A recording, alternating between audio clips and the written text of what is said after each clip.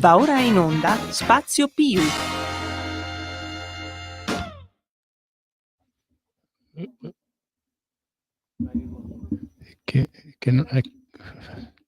Mi sono confuso eccoli, per il piccolo inconveniente tecnico. Buon pomeriggio e buon ascolto a tutte le ascoltatrici e tutti gli ascoltatori dello Spazio Più del martedì pomeriggio. Sono Mimo Magnetta, rappresentante del PIU, appunto dei Professionisti Imprenditori Uniti, e oggi sono qui soletto in attesa del mio ospite. C'è un ospite che però sta molto lontano, perciò ci impiegheremo qualche minuto a raggiungerlo perché sta in Puglia lui. E il mitico Savino Montaruli, anche lui giornalista, anche lui sindacalista come il sottoscritto, con cui parlerò di quelle che sono le problematiche, insomma, del mondo del lavoro, dei lavoratori delle partite IVA, in particolar modo degli operatori sui mercati settimanali scoperti, i mitici storici venditori ambulanti. Però appunto prima di è già in contatto con noi, ecco, però appunto prima di salutare il mio ospite vi avviso che dopo la prima mezz'ora potrete anche chiamare alla diretta e darci il vostro contributo appunto a questa trasmissione. Savino Montaruli, il presidente di Casa Ambulanti, buongiorno e benvenuto e bentornato a Radio Libertà. Buongiorno, ben ritrovati, un abbraccio a tutti i radioascoltatori di Radio Libertà, tanti auguri a tutti visto che non ci sentiamo da un bel po'. Sì. Ciao a te Mimmo, chiaramente. Ciao. Che dirvi, siamo in movimento, anche oggi in movimento, è appena iniziata una pioggia insistente, noi siamo in macchina per andare a Santeramo in Colle a vedere di rateizzare tutti questi pagamenti che continuano a essere richiesti per andare a frequentare mercati dove ormai non si guadagna più neppure il costo del gasolio, non del personale, del gasolio. Siamo arrivati in questa situazione. E dove, Savino, mi dicevano, io sono reduce da un giro per il Lazio, mi dicevano i nostri colleghi romani che appunto la tassa d'occupazione del suolo pubblico, come si chiama adesso, ha raggiunto dei livelli astronomici e aumenterà ancora di più. Ora il canone mercatale, prima era tassa di occupazione, adesso il canone mercatale, che peraltro, Mimmo, avrebbe dovuto essere il risultato di una battaglia sindacale che noi abbiamo combattuto, e tu lo sai, durante il periodo Bolkestein, ma come al solito i comuni hanno stravolto il principio che era la base di quella nuova forma di tassazione che doveva agevolare gli ambulanti dei mercati, attenzione, quindi c'è il canone patrimoniale mercatale, agevolarli proprio perché nel frattempo, tu sai, il cambiamento climatico, le varie condizioni che stanno mettendo ormai a soqquadro, stanno desertificando i mercati, questo avrebbe dovuto essere un piccolo aiuto, invece i comuni hanno trasformato in un'altra vessazione, quasi paghiamo più di quello che pagavamo prima con la TOSAP quando c'era il decreto 507, questo a dimostrazione di quanto anche i comuni, i sindaci ormai abbiano abbandonato la categoria. Non si può più frequentare una fiera perché i costi sono esorbitanti, tutte le istanze attraverso i portali telematici con aumento dei costi, ogni festa patronale, ogni festa parrocchiale, addirittura feste parrocchiali che servono per mantenere un po' illuminata la zona, dove ci chiedono diritti di segreteria che sembra che dobbiamo costruire un palazzo in riva al mare, insomma uno sfacelo, l'Italia è uno sfacelo. È inutile girare attorno, è un'amara realtà, non è uno sfogo. Io voglio, come dire, anche rispetto a chi ci ascolta, questa vena polemica non è uno sfogo. Ormai dopo tanti anni di attività sindacale, per quanto mi riguarda, con 42 anni sul campo, non abbiamo più neanche voglia di sfogarci, purtroppo è la rappresentazione di una triste realtà. I mercati, che sono, come dire, la luce delle città, perché rappresentano anche un po' la storia, la prima forma di commercio, sono stati completamente messi sotto i piedi, letteralmente. Sai qual è la cosa brutta? Che quando poi i mercati scompaiono in alcune città o le fiere, sono i sindaci che ci vengono a chiamare e dicono: venite, vi garantiamo, non vi facciamo pagare, ma poi il giocattolo, tu sai che quando si rompe è difficile anche ricostruirlo. Questo hanno combinato, ed è una realtà che però dall'altro lato agevola il commercio online, la grande distribuzione. Da noi c'è ormai la diffusione di questa media distribuzione, questi come dire, grossi supermercati fino a 2500 metri quadri, quindi le medie strutture, che stanno aprendo proprio nelle città. Quindi mentre prima, come abbiamo già detto da te anche qualche altra volta, per l'ipermercato uno comunque si deve mettere in macchina perché deve andare al centro commerciale che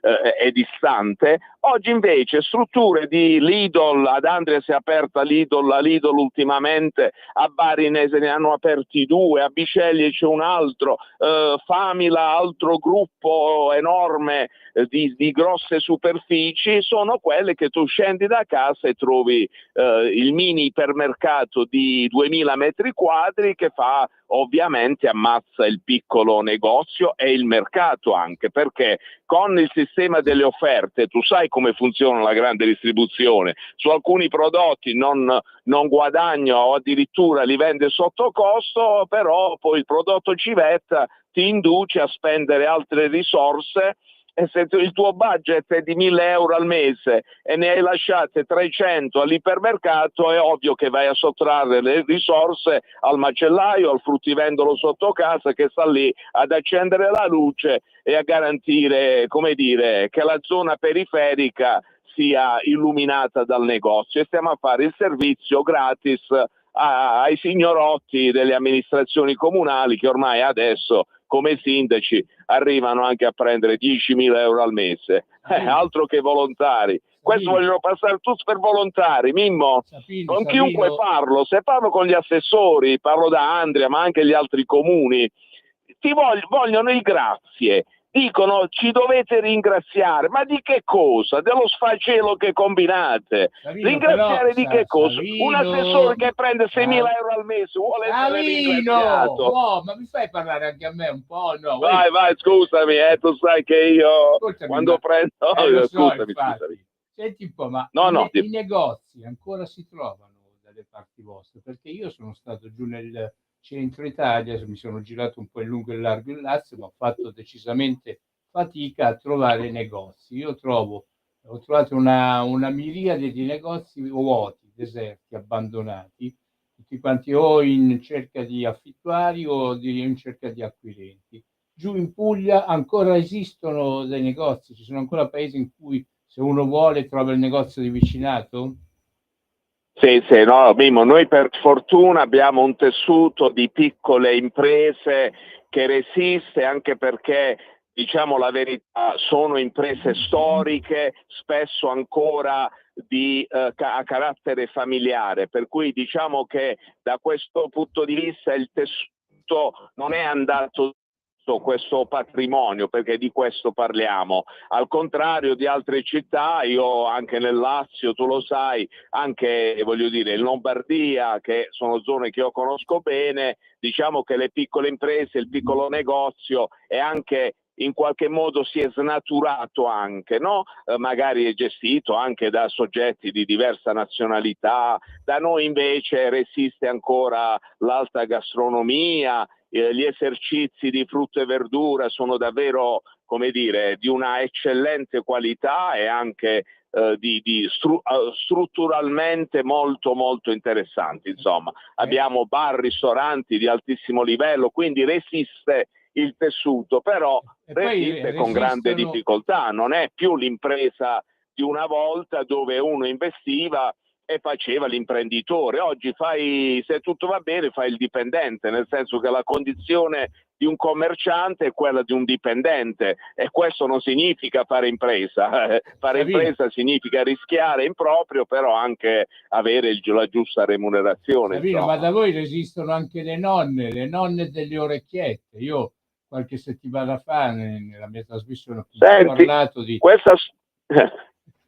Mimmo, questa cosa delle orecchiette io l'ho seguita da vicino, perché sai che curo anche moltissimo il territorio del Barese e della città di Bari, quindi quella che era una caratteristica, un'attrattiva, come dire, per il turismo, in via Arcobasso è praticamente la strada delle orecchiette, purtroppo è stata contaminata questa storia dalla degenerazione, cioè si è passati a vendere prodotti industriali e lì tu sai che poi si crea un danno all'immagine della città.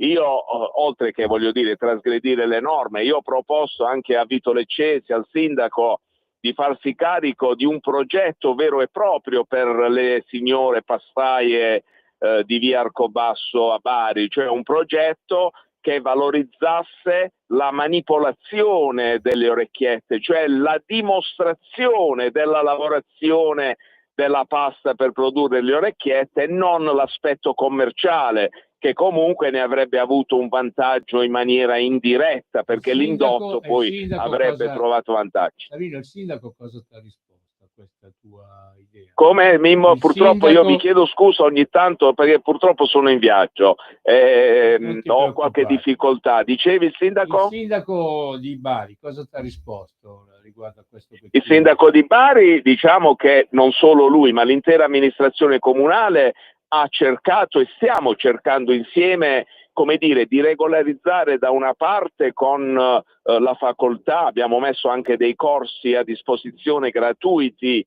di queste persone che già hanno frequentato dei corsi per l'ex libretto sanitario, quindi stiamo cercando in qualche modo da un lato di regolarizzare le posizioni, anche perché proprio la signora Annunzia Caputo è stata oggetto di un verbale di 5.146 euro qualche tempo fa, qualche settimana fa, quindi diciamo che non dobbiamo neanche mettere in condizione queste persone di rovinarsi a causa dei verbali della polizia locale o di altri enti. Quindi da un lato la regolarizzazione, dall'altro però non possiamo certo dire ai turisti venite a comprare le orecchiette in busta senza la tracciabilità, senza il rispetto di tutte le norme previste. Quindi è un momento un po' delicato anche per questa situazione. Però poi, Mimmo, alle feste dell'unità poi là si possono friggere le pettole tenendo la bombola del gas fuori norma, si possono friggere i panzerotti. Queste sono le dicotomie delle nostre situazioni. Chi sta sotto l'occhio del ciclone viene beccato immediatamente, chi invece si mette sotto l'ombrello protettivo dei partiti o di altri enti viene sempre protetto. Questa è la verità amara. Dovremmo fare noi protettori allora, o sbaglio? Non siamo capaci, caro Mimmo. Là tu non sei nato con la bandiera rossa, tu sei nato con altri simboli. Sì, con altri colori, però vabbè. Altri colori. Fai sempre in tempo ancora, c'è ancora tempo. No, però non è vero, perché comunque la difesa delle tradizioni, la difesa delle eccellenze e la difesa dei lavoratori, io penso che debbano essere un patrimonio comune. Ora, al di là delle ideologie, insomma, cioè non è che uno per un'ideologia può scegliere di far morire uno o l'altro. A parte che mentre venivo qua oggi ho letto un post su Facebook dove anche la falce martello, anche la bandiera rossa è stata vietata dall'Unione Europea, perché la bandiera, i simboli del partito del comunismo sono stati parificati a quelli del nazionalsocialismo. Perciò appunto o da una parte o da un'altra ci sono sempre un po' di complicanze. Però ecco, io apposta proprio per non cadere in queste complicanze che hanno già segnato particolarmente la mia vita, io ho sposato la causa della difesa dei deboli e la causa della difesa dei lavoratori. Non è possibile appunto sentire che laddove ci stanno dei lavoratori vengano crocefissi, insomma. Noi ne abbiamo avuto uno che è stato crocefisso, il nostro Signore Gesù Cristo, e ha pagato per tutti, per i peccati di tutti, insomma. Dico, però appunto prendere ogni volta crocifiggere i lavoratori è una cattiveria proprio che io non riconosco appartenere alla mia etica sociale, alla mia etica di vita. Ti volevo fare un'altra domanda spinosa. Dimmi. Visto che appunto io sono reduce da questo viaggio nel Lazio, ho avuto incontri con svariati ambulanti. Ti ricordi quando andammo al Mise, quando c'era Calenda, Savino, ti ricordi? Ti ricordi quando andammo Quando al Mise? andammo? Quando andammo? Al Mise, al Ministero dello Sviluppo Economico. Sì. Eravamo in 14 associazioni, no? Lì a parlare con l'allora ministro Calenda. Ecco, io ho partecipato per una mezz'oretta a un incontro di ambulanti romani che dovevano discutere del canone unico, dovevano discutere del discorso della proroga delle concessioni, una cosa o l'altra. Insomma, alla fine sono dovuto scappare via perché avevo un altro impegno improrogabile. E praticamente in questa riunione di ambulanti romani, indovina quante associazioni ho trovato? Vuoi indovinare un po'? Mimmo, Noi eravamo in sì, 14 al Ministero dello Sviluppo Economico, parlo di un po' di anni fa. In questa riunione a cui ho partecipato io proprio di sfuggita, ne ho trovate sì. ben 15. Gli ambulanti romani vengono rappresentati in 15 associazioni e chiaramente se ci sono 15 associazioni che si devono interessare a risolvere quelli che sono i problemi creati dal comune di Roma, diventa una guerra impossibile. Infatti a Roma gli ambulanti sono stati decimati. Ecco, io visto che appunto ho voluto invitare te per sapere da te com'è la situazione a livello di proroghe delle concessioni in Puglia. Tu sei uno che non sta fermo un secondo e tanto da questo settore. In Puglia com'è la situazione con le concessioni? Mimmo, io purtroppo ti perdo e non ti sento molto bene. Ho difficoltà di comunicazione perché ti dissi che sarei stato in viaggio.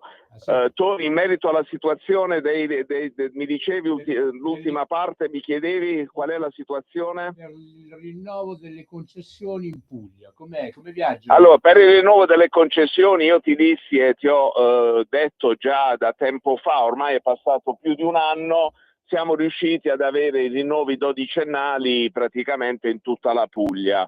Diciamo che abbiamo giocato un po' di anticipo, nel senso che già dopo l'approvazione della famosa legge di bilancio che aveva previsto i rinnovi, comunque i rinnovi automatici delle concessioni, abbiamo incalzato moltissimo i comuni e diciamo che in breve tempo siamo riusciti ad arrivare ai rinnovi. Ovviamente adesso è tutto in discussione perché nonostante ci sia la legge che ci ha garantito in questa fase e ci ha dato la possibilità dei rinnovi automatici, tu sai che si sta ridiscutendo il tutto e questo sta creando forte allarme ovviamente in tutte le associazioni, parlo di quelle diciamo storiche tra virgolette, ma anche delle altre associazioni di rappresentanza che nel frattempo tu sai sono apparse un po' sullo scenario nazionale o locale. Quindi la preoccupazione c'è, però devo dire una cosa, noi abbiamo mercati in cui abbiamo oltre il 30% di posteggi liberi, quindi io non temo, attenzione però, ecco, peso bene le parole perché bisogna essere precisi, io non temo la perdita, diciamo, della riassegnazione dei posteggi che comunque avverrebbe, perché qua le cose sono due, è inutile girarci attorno, o dobbiamo dire combattiamo perché noi siamo fuori dalla Bolkestein e lì purtroppo, devo dirlo purtroppo amaramente, anche la categoria non è stata in grado di dare un segnale di unitarietà forte al punto da contrastare e da affermare questo principio.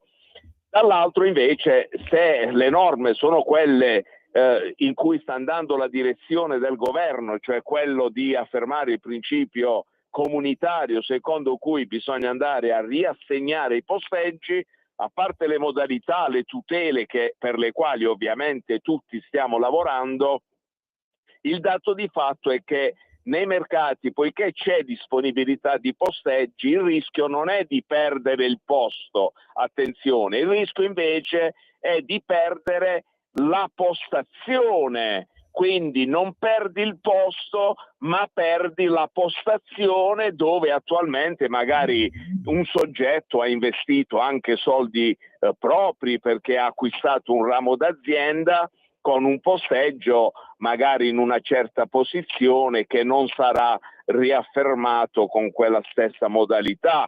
Questo è anche il problema vero, cioè c'è una perdita anche economica del valore aziendale e questo non è neppure giusto. Tu ricordi che io il primo intervento che feci quando si cominciò a parlare di Bolkestein, ormai stiamo parlando di 5 anni fa e oltre, quando si è messo in moto, diciamo, il primo movimento di ribellione civica democratica, io dissi: ebbene, ci siamo giocati il TFR, usai questo termine per dire che si stava perdendo il valore dell'impresa e questo di fatto è quello che sta accadendo e questo non è giusto, perché poi, come ho sempre detto, io non capisco perché uno che abbia una tabaccheria deve essere tutelato perché non gliela toglie nessuno, uno che ha un impianto di carburanti è tutelato e altre attività che non sono soggette a questa forma, come dire, di appropriazione indebita da parte di chi vuole rimettere a bando concessioni che hanno comunque una loro valenza, validità e sono state, ripeto, oggetto di acquisizione attraverso atto notarile, perché qua si dimentica, Mimmo, che questi non sono stati posteggi regalati dai comuni. Dice, vabbè, tu l'hai avuto in regalo, adesso lo rimettiamo a bando. No, i posteggi nei mercati sono stati acquisiti dagli operatori con i rami d'azienda, dai notai, hanno pagato le imposte di registrazione, l'imposta di registro e quant'altro, quindi non è un regalo ottenuto per grazia ricevuta, però tu sai, le dinamiche anche politiche sono sempre state contro la categoria, abbiamo trovato contro di noi un entourage lobbistico che doveva anche, come dire, in qualche modo giustificare alcuni provvedimenti con questo tipo di penalizzazioni. Quindi l'Europa ha ricattato l'Italia, se vuoi i fondi del PNRR devi fare il decreto concorrenza come dico io, poiché gli altri stati europei non avevano questo problema, o meglio questa risorsa, cioè di questo tessuto di piccole imprese così importante come anche per i balneari, tanto alla Spagna non gliene frega niente, ambulanti non ne sanno, in Francia gli ambulanti non li conoscono neanche, in Olanda abbiamo salvaguardato i venditori dei fiori che sono stati tirati fuori dalla Bolkestein. Prendiamo quei 4 fessili italiani e gli distruggiamo le loro 2 principali risorse, che sono il piccolo commercio e il turismo. Ce l'hanno messo a quel posto e gli italiani con la lingua di fuori abbiamo avuto il PNRR. E cos'è il PNRR? È un debito cretino. Chi sta godendo del PNRR? Le grosse imprese, stupido. Questa è la realtà amara. Io dunque o sbaglio, Mimmo? O sbaglio? No, quella è perché appunto noi praticamente questa è la realtà, è inutile ci ritroviamo girarci davanti attorno. a un disastro proprio compiuto. A qualsiasi latitudine dello stivale italiano si va, c'è questa situazione, non c'è più la certezza di quello che è il bene lavorativo, che a noi è costato appunto un sacco di soldi. Cioè, il problema è che appunto tante volte la politica prende certe decisioni sull'onda di quello che vede sotto i propri palazzi. Io ti stavo dicendo, non so tu se hai avuto modo di sentirmi, ho fatto un giro per il Lazio, sono stato in diverse città, paesi del Lazio, sono stato a farmi un giro per Roma e io a Roma ho visto sempre il solito disastro, che è quello che praticamente dà la convinzione alla politica di fare una sorta di opera di pulizia o di rinnovamento, perché in giro per la città di Roma io più che vedere banchi di ambulanti, ma di origine bangla o pakistana o giorgianese vari, io non ne ho trovati, cioè ho trovato 2 banchi di italiani, e chiaramente i problemi sono sempre soliti, ci sono quelli che uno ha 4 metri per esporre, ne mette invece 8, se non addirittura di più. Chiaramente ci sta un discorso poi di degrado, di abbandono, quando un lavoratore romano, quando un ambulante romano se ne va a casa, cioè uno che fa i mercati a Roma, lascia giù per terra il peggio disastro, no? E praticamente viene una cosa che viene lasciata fare, perché dato che le istituzioni ci sono, le istituzioni, se vogliono, potrebbero porre un rimedio a queste cose. Però mi devo fermare perché siamo arrivati alla prima metà del tempo, dobbiamo dare la pubblicità. Restate con noi, pubblicità. Stai ascoltando Radio Libertà, la tua voce libera, senza filtri né censura. La tua radio. stai ascoltando Radio Libertà, la tua voce libera, senza filtri né censure, la tua radio.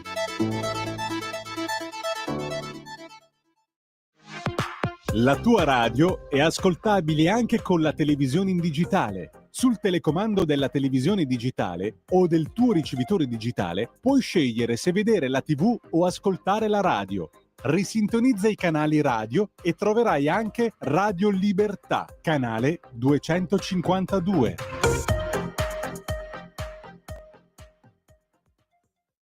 Eccoci, siamo sempre sullo Spazio Più da Radio Libertà di martedì 28 gennaio.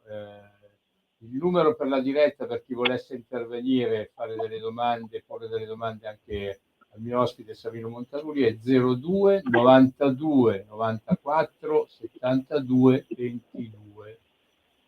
Telefonate solamente perché io sono analfabeta, non so leggere WhatsApp, non riesco a far funzionare il computer. Savino, stavamo dicendo che appunto allora voi avete risolto col discorso del rinnovo delle concessioni. Chiaramente con le nuove leggi che sono state approvate siamo stati ripiombati in un clima di incertezze, no?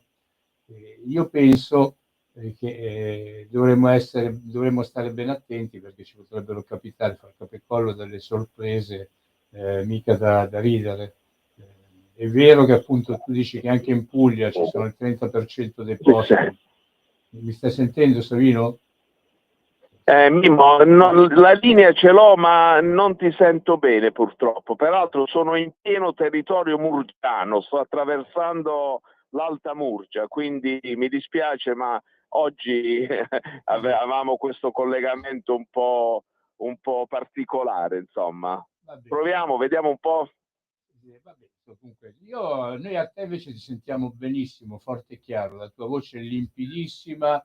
Sì, infatti anche prima la pubblicità la sentivo bene, forse prova un po' tu a rimodulare la tua posizione magari. Sto cambiando microfono, forse è meglio questo? Perfetto, benissimo, ecco, vedi, mi hai fatto fare uno sforzo enorme, anche perché a 62 anni il mio udito non è più quello di una volta. A chi lo dici? Io ne ho qualcuno più di te, sto rovinato peggio.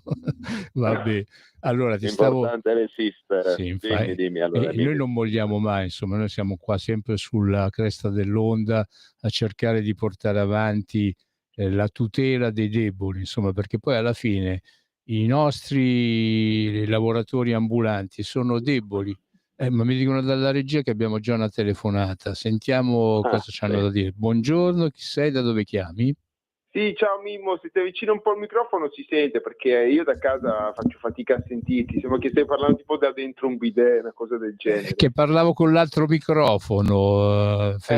Benvenuto a Federico, che riesce sempre appunto a magnificare il mio impegno radiofonico. Cioè, tu sei sempre capace no, è un peccato che uno si collega e non sente niente, oppure sente una persona che parla da dentro un bidet, addirittura l'ospite non riesce a sentirti. Mimmo, qua è grave la questione. Finché ero io a casa che soffro di qualche deficit intellettivo, ancora, ma poi capito, Vuoi fare, hai una domanda da fare a Savino? No, ascoltavo, Savino si sente molto bene, è un piacere averlo in radio, in effetti denuncia una cosa che anche noi avevamo denunciato, non esistono piatti caldi gratis e quindi noi avevamo denunciato che era un enorme indebitamento il PNRR, che l'avremmo pagato con gli interessi e quindi insomma c'è gente che si è venduta a livello politico per un piatto di lenticchie che pagheremo con lauti interessi e pagheranno noi e i figli dei nostri figli. Eppure i nipoti, se per quello, che ti credi? Non è che sono i nipoti che ne escono indenni. Savino? Sì. Sì, anche io saluto il radioascoltatore con piacere. È Federico non c'è molto da aggiungere. Sai qual è la cosa drammatica? È che quello che accade è talmente palese, è talmente chiaro e limpido che veramente l'essere passivi da parte dei cittadini, del cosiddetto popolo, rende ancora più drammatica la situazione, perché fino a quando avessimo degli strateghi della politica, sai, allora dice vabbè, loro sono strateghi, hanno una strategia. Questi sono talmente incapaci che lo capirebbe anche un bambino di prima media, cioè siamo in una condizione talmente palese di mediocrità di una classe politica e dirigente incapace di gestire i processi, che sono processi ormai diventati, come dire, rivoluzionari, perché oggi vedi cosa succede, cioè da un giorno all'altro il mondo cambia quasi completamente dal punto di vista tecnologico, ma noi ci dimostriamo non essere pronti, non siamo preparati a questi cambiamenti. Perché? Perché non c'è la cultura di seguire gli eventi, cioè li subiamo passivamente invece di anticiparli, invece di fronteggiarli, invece di comprenderli fino in fondo. Quindi noi quello che accade nel mondo, noi in generale, certo, lo subiamo solamente. Questo sta accadendo anche in politica, ma tu vedi anche nelle amministrazioni locali, cioè non c'è più neanche il senso dell'appartenenza. Ogni assessore si alza la mattina e fa quello che vuole, non dà conto a nessuno, eppure sono scelte che possono incidere pesantemente sul futuro della società, dell'economia, del sociale e quant'altro. Quindi c'è questo scollamento proprio. Peraltro, scusami, noi abbiamo sindaci, nel caso di Andria per esempio, che sono stati eletti con una manciata di voti,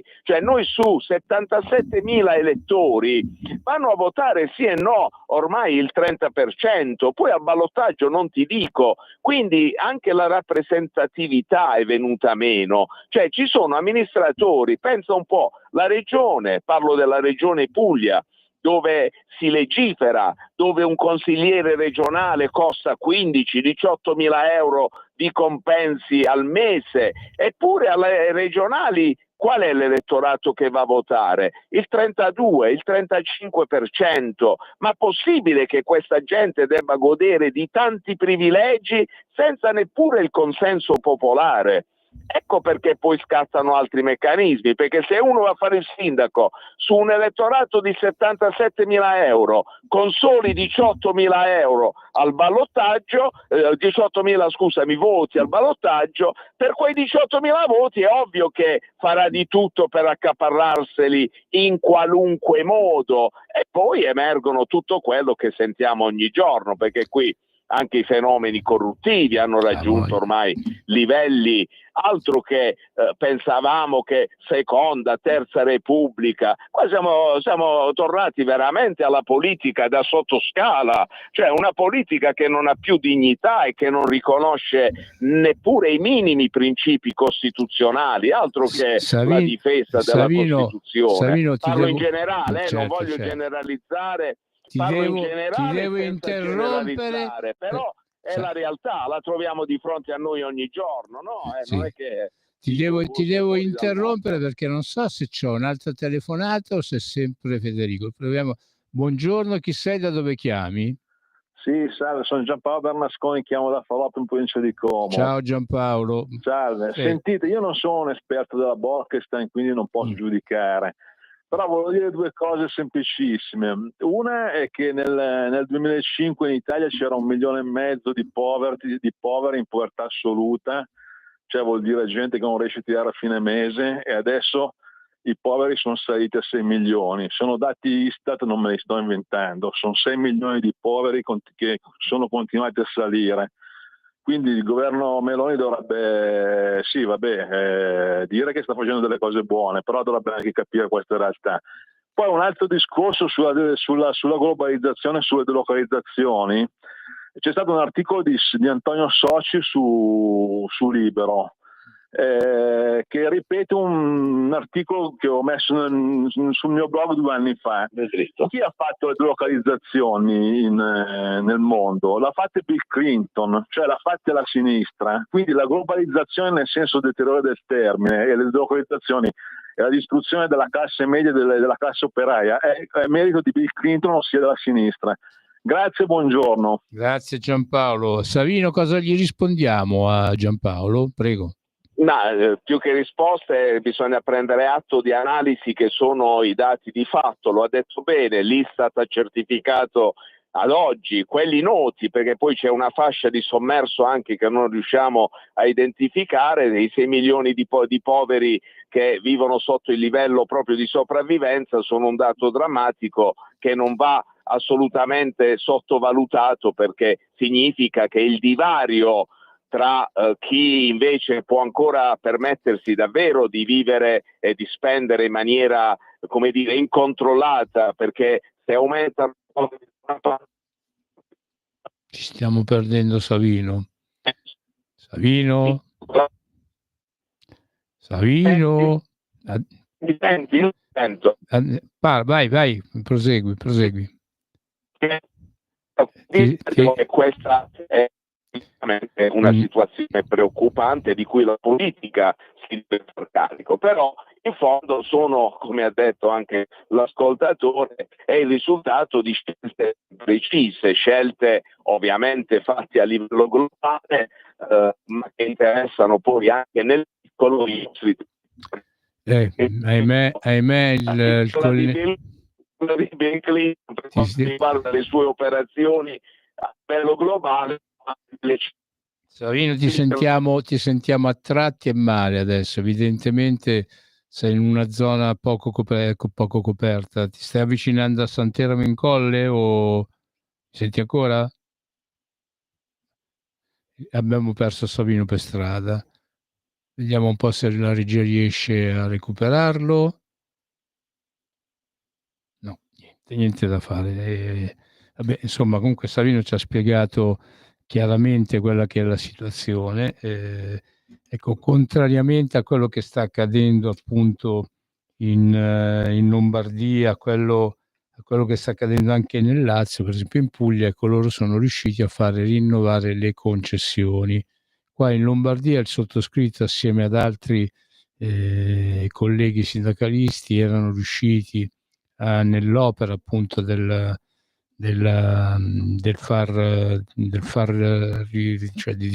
fare la proroga appunto per le concessioni, però nel momento della consegna del titolo invece il Comune di Milano, a causa di 2 ricorsi al TAR presentati, uno nel Lazio e un altro qua a Milano, ha bloccato la concessione del titolo e si è messo in autotutela, per cui abbiamo gli ambulanti di Milano e provincia che praticamente non hanno il titolo, cioè non gliel'hanno consegnato, e andrà a finire che appunto anche a Milano e provincia ci sarà il problema dei bandi. Noi qui, io avevo sentito dire per esempio da parte del comune di Monza che a seguito di quelli che erano i criteri dettati dalla Bolkestein avrebbero dato, invece che ridare la concessione, rinnovare la concessione a un ambulante che aveva occupato, non so, quella sua postazione per decenni, l'avrebbero data invece al primo disoccupato che faceva domanda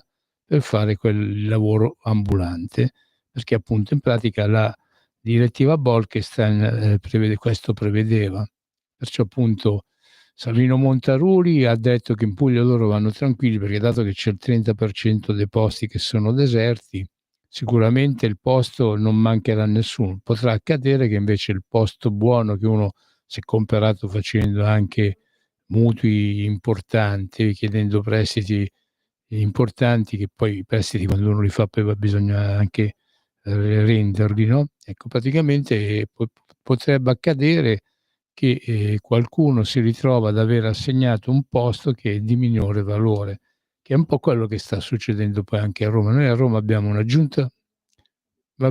Ok, Savino mi dice da regista che ci sei. Forse per agganciarci, ero infatti in un territorio un po' particolare. Ok, prego. Mi senti? Forte e chiaro, dai.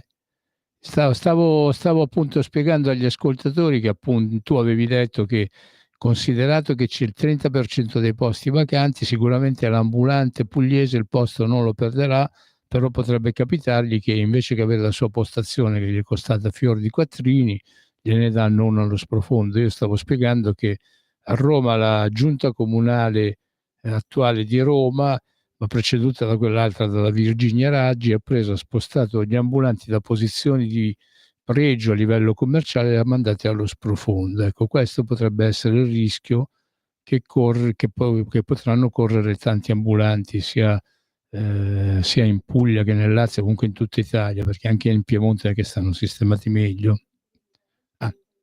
Ok, Savino, ci sei? Savino? No. Sono vicino alla tangenziale di Canosa. No, tu non sei Savino, tu sei Federico lo sparacazzate, però. Sì, a proposito volevo salutare, perché parlano di Puglio, volevo salutare il Canosa di Puglio Fan Club che ci ascoltano sempre. Niente, Savino, appunto, ci siamo persi Sì. Savino e vabbè, insomma, saluta il fan club di fan club o i fan cool di Canosa? Com'è? No, Fan Club. Fan club? Fan Club, assolutamente. Fan club, ho capito. Ti sentivo malinconico, ho detto, oh caspita, ora che ti si sente che non parli più dal bidet, addirittura tutta sta malinconia, allora ho detto lo chiamo così. E che ho usato il microfono di sinistra, che è quello che generalmente usi tu. Mi sembri Berlusconi, Mimmo, fai gli stessi discorsi di Berlusconi poco prima di morire. No, guarda, se vuoi toccati pure. Se tu avessi la TV Smart, se tu potessi io vedere... non ce l'ho la TV Smart, c'ho quella manovella. Sei un barbone, sei un barbone, attrezzati. Tu ce l'hai Smart, barbone. No, però, no, ma io mi sto guardando adesso, però appunto in pratica il microfono che io uso adesso è quello di destra, quello di sinistra, no, quello di sinistra è il tuo. Comunisti. E io parlavo da quello e praticamente non si sentiva la mazza. Sì, perché da là possono parlare solo i comunisti padani. Ah, ho capito. Comunque appunto Savino Montarui ci ha spiegato appunto... Sì, no, Savino si sentiva forte e chiaro, ho sentito, è stato magistrale, in effetti ha detto un sacco di cose vere, c'è questa crisi di democrazia che colpisce l'Europa, perché nel resto del mondo la politica fa la politica, con le più maiuscole, sopra l'economia determina le sorti dei popoli, ma soprattutto dell'economia decidono i governi cosa si deve produrre, quando e come. Vediamo la vicina Turchia, no? Che con la lira turca, con la lira che davvero ha un valore bassissimo, le imprese turche fanno shopping in Europa e in Italia in particolare, dalle lavatrici, la Candidi Brugherio che sta chiudendo, che è in mano alla Beko, fino all'appiaggio aereo, cioè sono cose davvero gravissime. In Europa questo non si riesce più a fare perché la politica è terrorizzata dallo spread, dai fondi, e l'Europa, è quello, è l'euro, soprattutto il problema è l'eurozona, perché i paesi che fuori dalla zona dell'euro già qualcosa di più a livello politico e economico lo fanno, e ora questa crisi in politica di indecisione totale è arrivata fino al cuore dell'Europa. Vedete quello che accade in Germania, dove il candidato democristiano parla peggio di un Trump. Federico, non so se Federico, hai avuto modo di ascoltare. Chiuderà i confini e farà tornare tutti gli immigrati irregolari a casa, e lo dice il candidato democristiano. Federico, tu l'hai sentita la telefonata del nostro ascoltatore Giampaolo Bernasconi da Falloppio? L'hai sentita? Sì. Praticamente lui ha concluso il suo intervento dicendo che la Meloni dovrà fare qualche cosa o meno. Sono 2 anni e mezzo. Il problema è che qua hanno tutti paura di muoversi perché viene giù tutto. L'Italia ha sempre il fucile puntato, tra l'altro.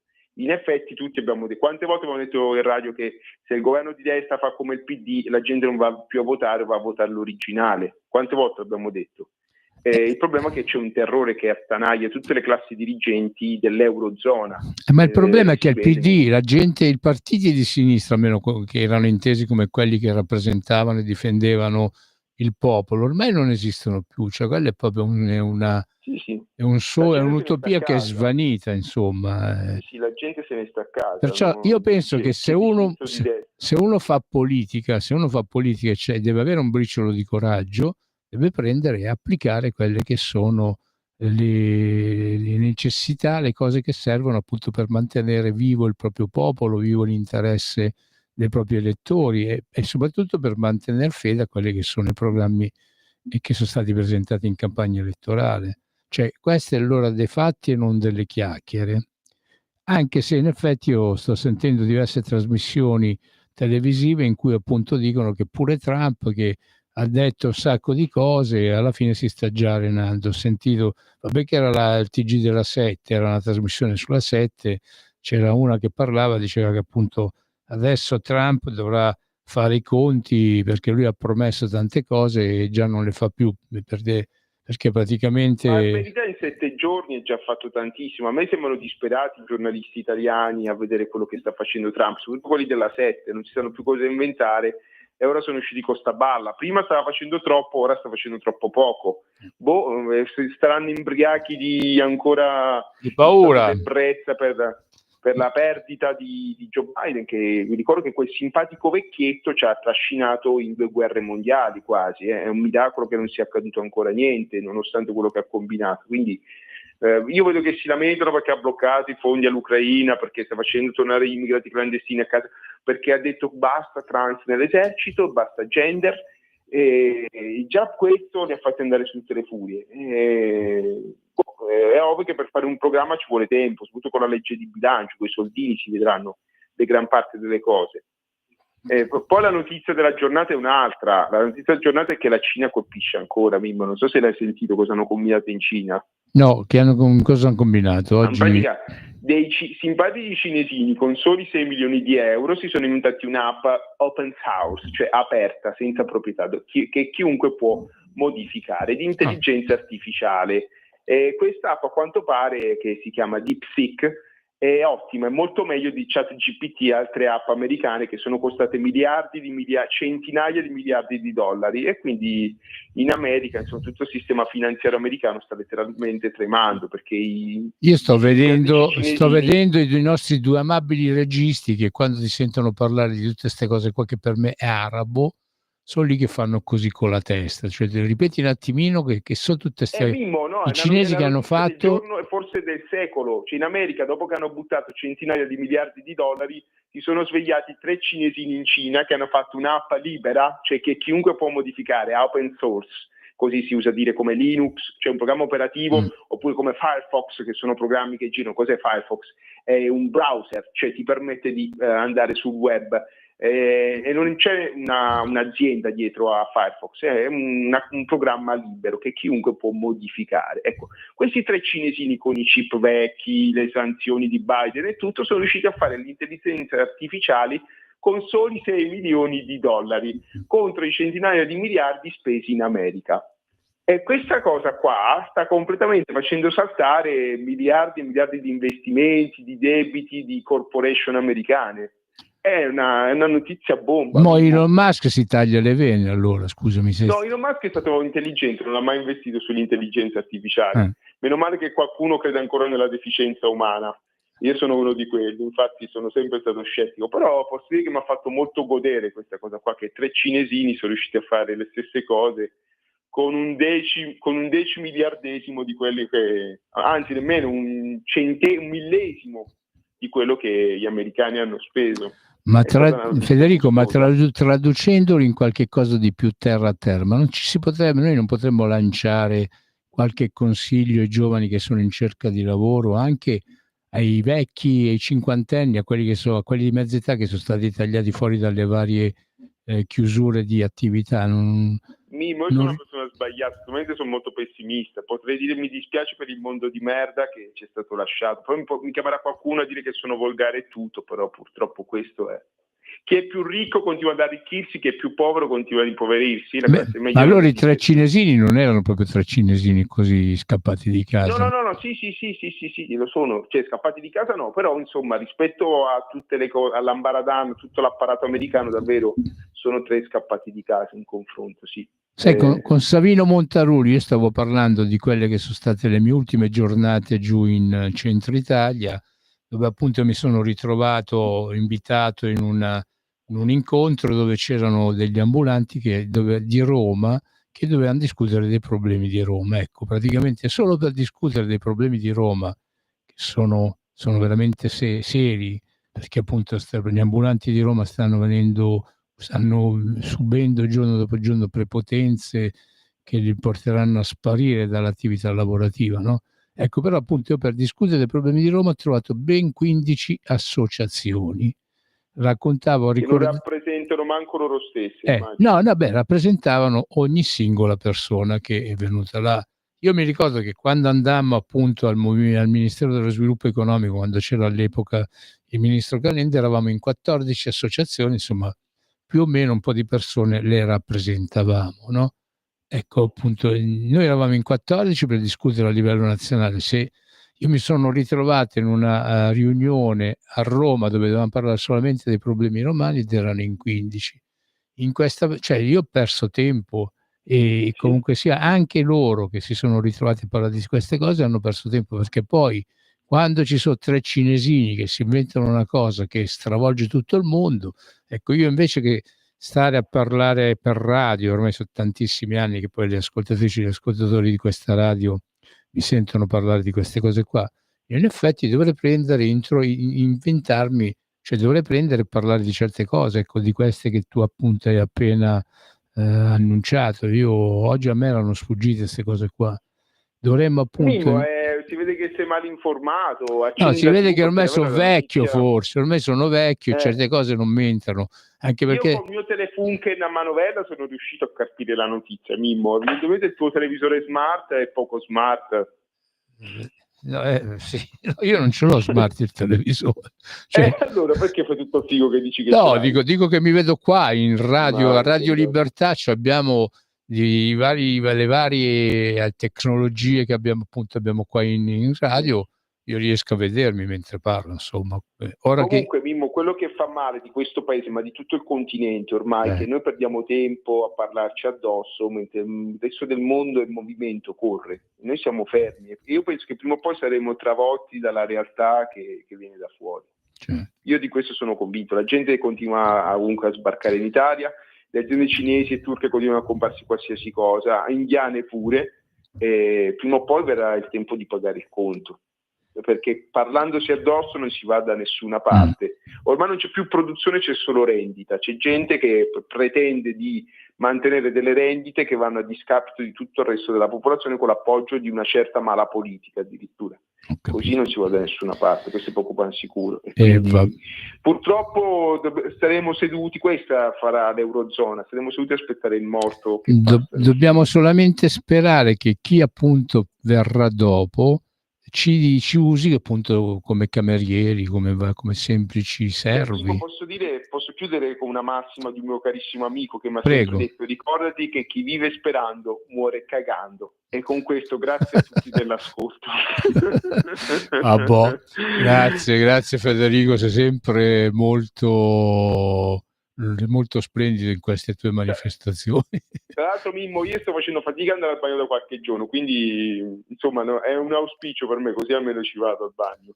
Ma potresti prendere la dolciocchessina, dai. Va bene, ora prenderò qualcosa. Dai, grazie Federico, grazie a tutte le ascoltatrici e tutti gli ascoltatori dello Spazio Più. Perdonate se c'è stata qualche intercalare un pochino più saporita, però noi siamo sempre qua a rappresentare, io personalmente sono qua da oltre 22 anni a rappresentare quelle che sono le problematiche dei deboli, dei lavoratori e degli indifesi, e mi dovete sopportare, insomma, finché il nostro Signore non mi chiama alla sua casa, io sarò sempre qua, oppure mi devono cacciare, insomma. Grazie della pazienza che avete avuto nell'ascoltare, rimanete sintonizzati sulle frequenze di Radio Libertà. Avete ascoltato Spazio Più. Un nuovo modo per sostenere la tua radio. Visita Radio Libera.